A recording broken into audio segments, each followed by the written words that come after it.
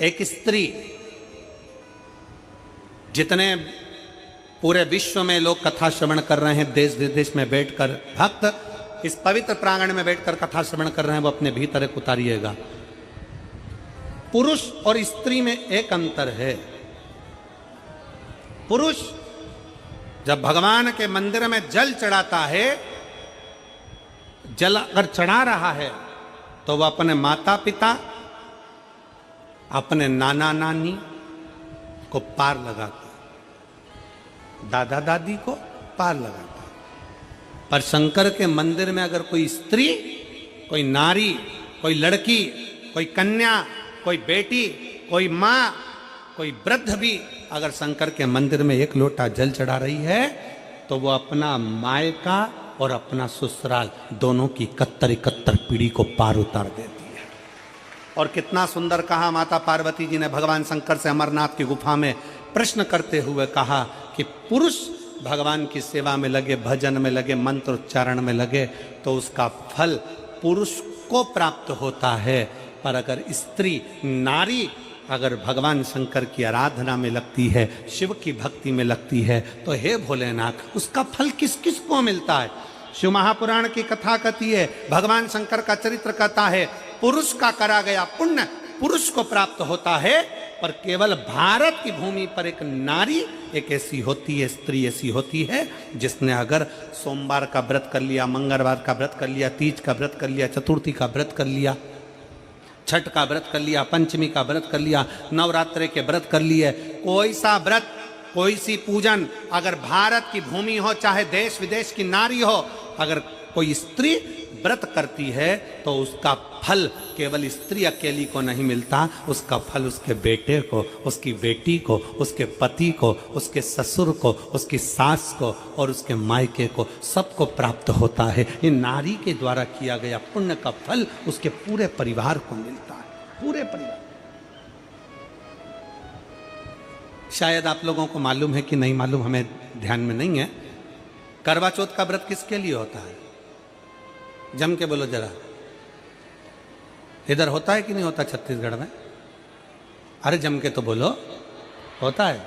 किसके लिए करते हो?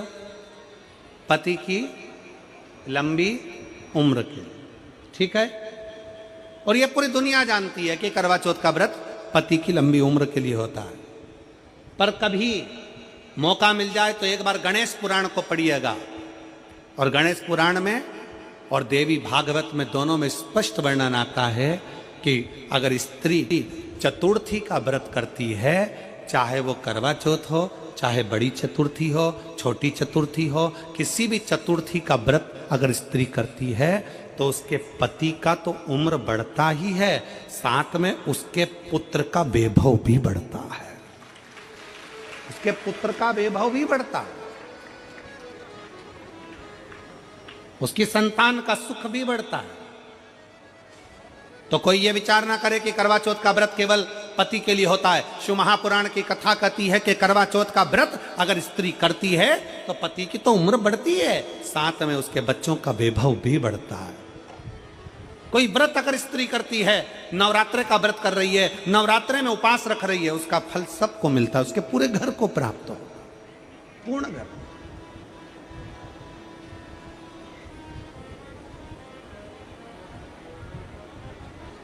शिव तत्व, शंकर की अविरल भक्ति, शिव की उपासना। मंत्री से ज्यादा मंत्र पर भरोसा रखो, मंत्री से ज्यादा मंत्र पर भरोसा रखो, और संसार से ज्यादा मेरे महाकाल पर भरोसा रखो। तो नहीं मालूम कि गणेश जी कब फ्री रहते हैं? हमने कहा गणेश जी फ्री रहने का केवल एक समय होता है, एक टाइम होता है, एक पल होता है, एक घड़ी होती है। गणेश जी की सबसे पहली जो आरती हो, उस आरती के समय पर अगर धूप बत्ती जलाई जाए या गोबरी को जलाकर उसमें गूगल छोड़ी जाए और गूगल छोड़ने के बाद गणेश जी का नाम ध्रुम वर्ण कह दिया जाए तो गणेश जी को तुम्हारे घर की पूजा स्वीकार करना पड़ती है। बस वो समय हम जानते। हम तो बस उतना जानते हैं कि शिव महापुराण में लिखा और मुद्गल पुराण में लिखा, गणेश पुराण में लिखा, गणेश जी का एक नाम होता है ध्रुमवर्ण। क्या नाम है? ध्रुमवर्ण। गणेश जी का एक नाम होता है। जब हम धूप जलाकर और धूप लगाने के बाद में गणेश जी की सबसे पहली आरती करने के पहले अगर हम सबसे पहली आरती गणेश जी की कर रहे हो, अपने घर में स्थापना कर रहे हो, बिठा रहे हो, और तुम चाहते हो कि गणेश जी मेरे घर में आके मेरी पूजा को स्वीकार करें और जो मांगू मेरा गणेश मुझे दे 10 दिन के अंदर, तो पहला नाम लेकर पुकार लेना ध्रुमवर्ण विनायक, बैठो, बस काम हो गया। वो फिर ही होकर आता है, वो बैठता है, अलमस्तता में बैठता। अब वो हमसे पूछे समय क्या है, हमने कहा देखो हमारे को तो मालूम नहीं, बस इतना जरूर जानते हैं कि ध्रुमवर्ण नाम के मेरे विनायक, जो जिनके शरीर से भक्तों के ताप मिटाने के लिए अग्नि तेज निकलता रहता है, जिनके शरीर से धुएं की भांति अग्नि प्रकट होती रहती है। अग्नि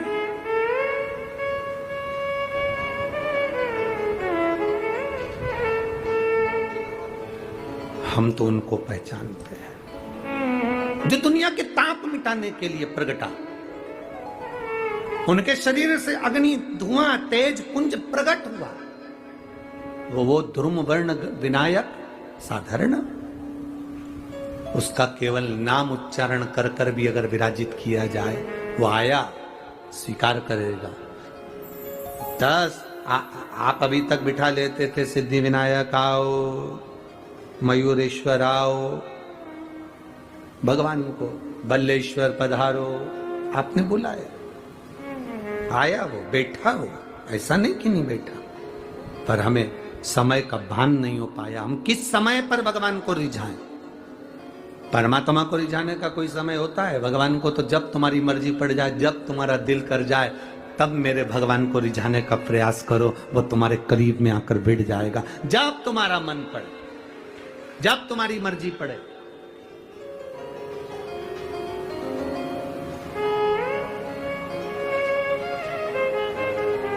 चतुर्थी का जो व्रत करने वाली होती हैं, जो चतुर्थी का पूजन करने वाली होती हैं, उनके भीतर का एक भाव होता है कि जैसे ही शाम का समय आए चंद्रदेव का पूजन करें, चंद्र जब प्रकट हो जाए, कलश भर लिया, उसके नीचे आखा दाना रख दिया, चावल गेहूं जो भी आप रखते हो पूजन के लिए, ऊपर पात्र आदि रख दिया, जलाशय, फिर अपन ने घी का दिया लगाकर पूजन भी कर ली। तो जो चतुर्थी का पूजन करने वाली होती हैं, जो चतुर्थी का नियम व्रत धारण करने वाली होती हैं, बड़ी बड़ी चतुर्थियां करती हैं या उसका नियम धारण करती हैं, तो चतुर्थी का जो पूजन करती है वो किस चीज के लिए होता है? केवल संतान, पुत्र, परिवार, हमारा कुटुंब, हम जिस कुल में हैं, हमारा कुल वैभव की ओर बढ़े, संपदा की ओर बढ़े और उसकी आयु बढ़े, उसकी आयु बढ़े, वैभव बढ़े। बहुत ध्यान दीजिएगा महाराज, चतुर्थी की पूजन में जो आप आखा दाना रखते हो, गेहूं वगैरह कुछ भी जो भी रखते हो, उसकी बड़ी महत्वता होती है महाराज। यहां तक कहा गया है, चतुर्थी की कथा तो आप लोग पढ़ते होंगे, जो लोग पढ़ते हैं उनको मालूम होगा, चतुर्थी की कथा में लिखा है, चौथ माता के व्रत में वर्णन किया गया है कि वो आखा दाना जो रखा जाता है, मान लो कोई जरूरी काम होता है तभी आखा दाना को रखा जाता है, संभाल के रखते हैं कि हम इस काम के लिए जा रहे हैं और हमारा ये कार्य सफल होना चाहिए। तो जिसने चतुर्थी का व्रत करा है, जिसने चंद्रदेव का पूजन करा, चतुर्थी का व्रत करा, वो गणेश जी से विनती करके वहां से 2-4